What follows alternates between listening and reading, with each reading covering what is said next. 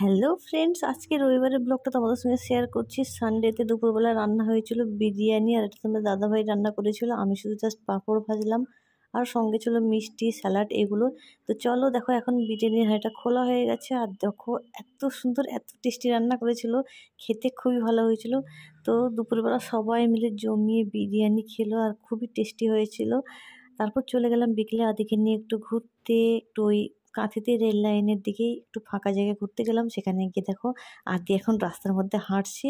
ও তো কোনোভাবেই আমার হাত ধরবে না, ও একা একাই হাঁটবে। কিন্তু ও এই সবে হাঁটা শিখেছে, ওকে তো ছেড়ে দেওয়া যায় না। তো তাও আমি হাত ধরে ধরে একটু একটু হাঁটাচ্ছিলাম, কিন্তু ও হাত ছেড়ে ছেড়ে চলে যাচ্ছিল। দেখো কতটা খুশি, ফার্স্ট টাইম এভাবে রাস্তার মধ্যে হাঁটতে গেল ও।